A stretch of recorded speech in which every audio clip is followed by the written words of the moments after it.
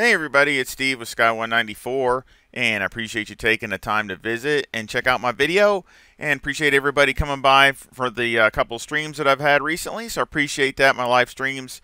And here, trying to get some setups out for MONZA, and the first one will be for the Porsche, the new 992 GT3R, great looking car. So let's go ahead, and these are race setups. I mean, these are not like a qualifier or anything like that, or a hot lap. These are really designed for race stint type thing. So again, here we just make a lap.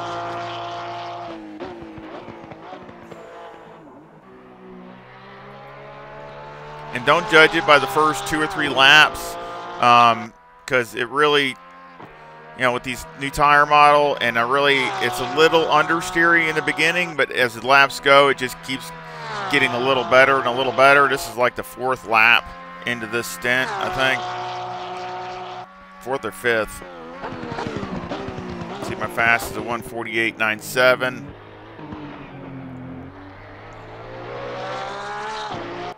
That was just the lap I just did. But like I said, it just in the beginning it feels a little understeery, and it still feels understeery.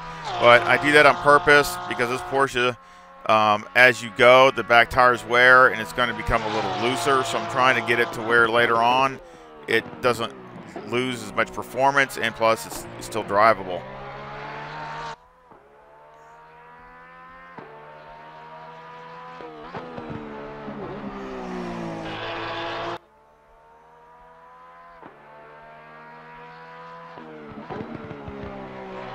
And it's a different, took a little bit different approach to the setup compared to my the one I was in the race. So it's got a little bit more speed down the front straightaway, so I did try to do that. But also we'll go over some things that you can do to adjust it to your liking.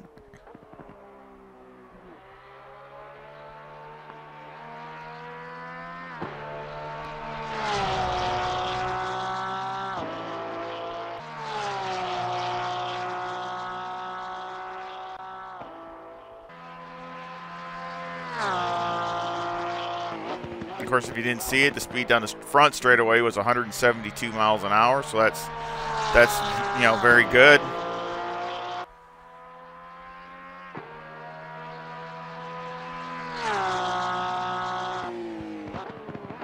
And what I wanted to do is stop as soon as I crossed the finish line so I could check the tires and see what the temps were across. But you see, it's a 148.56. Not a lot better than what I was running in the race. And what I was doing here earlier. So again, I think it's a good improvement, and I still think it's going to hold that or start slowing down, but it's not going to be so drastic. I think it's going to be a lot better over the longer haul also. And I did a lot of laps, testing different things, trying different things, and this seems like a really good base, but we'll go over it here. Got 25.7 left front, 25 left rear, 26.7 right front, 25.7 right rear. Toes negative 0.1 with the camber at negative 3.2 on the left front, negative 3 on the right front with the caster at 10. On the rear of the toe is 0.05 with the camber at negative 2.5 on the left rear, negative 2.3 on the right rear. Again, I've tried, I had a lot more negative camber in the race, but from what I looked at, like I showed you, you're getting a lot more tire wear, or a lot less tire wear, a lot less tire wear on the outside of the tire. That's no good because that's a waste. So I'm bringing the negative camber in so we can, if it's going to wear, I want it wearing all the way across as even as possible. A little bit less wear on the outside's okay. That's fine, but it should be, because your inside's always going to wear probably a little more. But the point being is I don't want a huge difference between the two. So again, and that's where it starts burning up the rears, and then the car becomes almost totally ill handling. So again, I think this has a little bit more planted for the tires, and of course better on the braking and everything else. My braking was a little bit better, I could tell. A little bit better feel also. So it's an improvement all the way across. Electronics 3, 4, and 4. Now again, very, if you have a longer stint, I would definitely probably go to 4 and 6 or something like that. increase it a little bit to give you a little bit even easier on the rear tires. That's what I would do. It doesn't really hurt performance. The TC is really good in the Porsche, and again, it just gives you a little bit of leeway if maybe the track conditions aren't, they might be optimum, but they could be hot or something like that. Fuel 55 liters like I did all of them. Number 1 brake pad. Again, the tire wear was good. You can see right here, had light graining on the right front a little bit, but still, some of them did and some of them didn't. So it just depends, I think, on me driving. So sometimes it didn't have that at all. But you can see the wear was not bad. In the beginning, it was getting a lot worse. So again, I was trying to keep this wear as closer to as I could, because it's only going to get probably worse. So, but I'm hoping that the car will start rotating better as it goes. I know it will, because the rear tires will be wearing faster than the fronts. Mechanical, got 4 on the anti-roll bar, 54 on the brake bias, and 15 on the steering ratio. All these are subjective. You can go, to your preference. 14 or 15 are what I like, somewhere in there.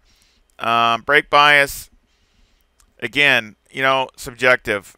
Really, if you had a longer race, I would probably turn this up to 56 and start from there. Just to, again, trying to be easy on the rear tires. Your braking isn't gonna be that bad. Okay, so again, if you got to brake a little earlier, that's okay. And remember, you're carrying a lot more speed than you were in the old update in the 1.8. So obviously, you can't brake at the same place when you're going 4 or 5 miles an hour faster. You got to brake a little sooner. Because you're going so much faster in the 1.9. So again, I would consider that. If it's a shorter race, you probably stick with something like this. But I would not turn it down. If anything, I might go the other way, kind of like I did in the race. Instead of turning it down, unless the car has an understeer, I don't think it will, I would turn it up and save the rear tires as you go. It seemed to work for me to where it wasn't falling off as bad in the race. Springs, 127,000 on the left front, 119,000 on the right front, with an 800 bump stop rate, a 1 bump stop range on the left front, and a 3 bump stop range on the right front. On the rear, the springs are 187,000 on the left rear, 174,500 on the right rear, with a 600 bump stop rate and a 15 bump stop range on the left rear and 20 on the right rear. Anti-roll bar is 2, and the preload is 70. Again, some of these things have been tweaked here and there. The bump stop rates, I stiffened them up. The car was, I think it was hurting the tires too much because it was relying on the tires more and not keeping the car flatter. So again, I tightened up the bump stop rates and ranges a little bit.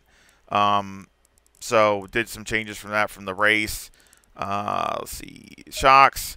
We got 2142 on the front and 1141 on the rear, all dialed in by Motec, and it came out okay. Always wish it could be better, but I think it was okay. Aero got 54 on the front, 62 in the rear with a 5-wing and a 3 and a 2 in the brake ducts.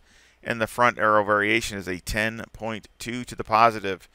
So here I had this all the way down in the front, and I had more ride height with a 6-wing. In the race. That's what I had. So this, I decided to raise the front a little, just 1 click, because it doesn't hurt it as bad as the old Porsche, and lowered the front. So I've actually changed the balance of the car, raising the front and lowering the rear. So I took some of that corner entry out, but of course I took a click of wing out. So it's got more speed than it did before down the straightaway. So you'll be a little stronger down the straightaway, harder for somebody to get around you, and it's still balanced in the corners. And again, I'm purposely trying to get the car to be a little understeery in the beginning. Okay, so again, you just got to be patient with it.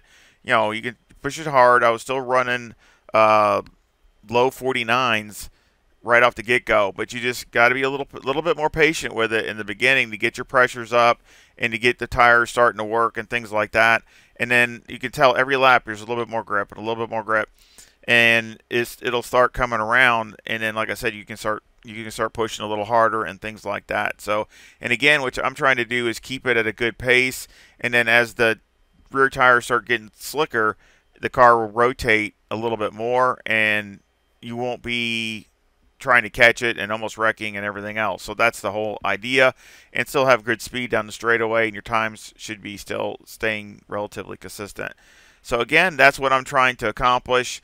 And again, I hope you enjoyed the setup. I'll leave a link to this setup in the description. And of course, I do have a PayPal account if you want to support the channel that way. And again, I had David. I appreciate that. Special thanks to him, and special thanks to Stu for their support. And again, let me say that again. It was David with Laminia Records. I just want to hope they said that right. And Dan also. I appreciate that. And of course, Stu. Again, just want to say special thanks to them. And of course, Mark also. And again, also for all their support and all your support for watching my videos and liking, subscribing. Those are great support too. So again, whichever you can do, I appreciate it immensely. And I hope you come back and visit again really soon. Y'all take care. See ya.